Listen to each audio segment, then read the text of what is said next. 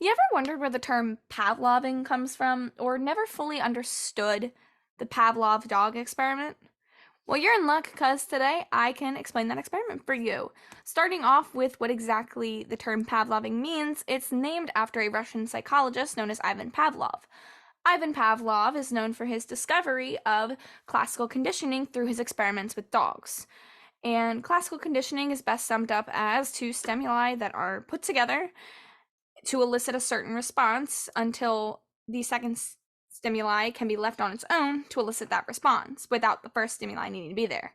So, for example, if I were to clap my hands a few times and give a child a lollipop, after a few times of that, eventually the child would begin to associate me clapping my hands with giving them a lollipop, even if I don't give them the lollipop.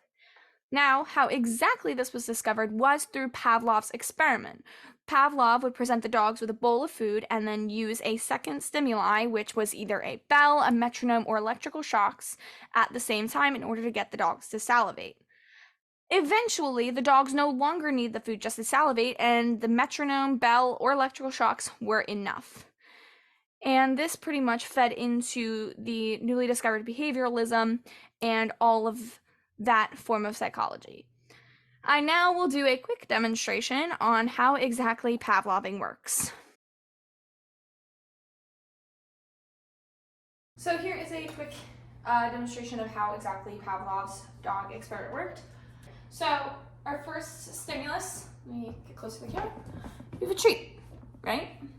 Our second stimulus is my automaton, because I don't have a bell. The automaton is used under these specific conditions where it's set to the loudest volume in the middle range. I really hope you can hear that from here. But pretty much to explain, we'll present Maddie, because she's on camera. Maddie with the treat. And Maddie will sit. And then Maddie stands up, obviously ready to order the treat. Maddie! Well, she's still sitting. Oh, well, Charlie got it. So eventually, I will look at Maddie. Maddie! Present both the automaton and the treat, our first and second stimulus. And then, because I'm not Pavlov, I will give my dog a treat because I'm nice. There you go, Maddie.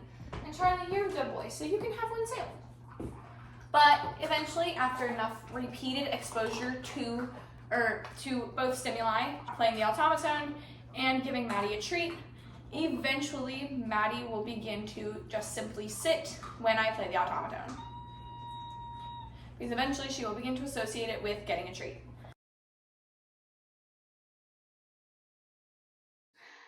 Now, Pavlov wasn't always a psychologist. In fact, he wasn't even studying psychology when he began this experiment. He was actually studying physiology and was doing an experiment on digestion in dogs, pretty much where he would, while the dogs were alive, put tubes into their digestive tract to collect different secretions throughout digestion. But he began to notice that every time the scientists who would feed the dogs came into the room, the dogs would begin to salivate, even if the researcher didn't have the food. That's what led him to doing this experiment. And these studies led to the development of behavioral psychology and behaviorism. And on top of that, it spawned Pavlov's theory of behaviorism, which was heavily supported by his studies of conditioning. He believed that behaviors could be conditioned but also unlearned, simply meaning that if they were just ringing the bell or providing shocks enough times without the presence of the food, the dogs would eventually begin to be like, there's no food. I'm not falling for it anymore. Now, the main part of all this was this mostly took place during the Russian Revolution of 1917. At the very end, Pavlov wished to move his laboratory out of Russia and to study abroad. However, Vladimir Lenin, who was the ruler of Russia at the time, would not let him. He also openly detested communism, which was a big thing in Russia at the time, and even wrote an angry letter to Stalin about it. Pretty much, Ivan Pavlov is the father of classical conditioning and helped spawn experiments that studied other forms of conditioning, like operant conditioning and other things like that. So if you've ever wondered where the term Pavloving comes from, now you know.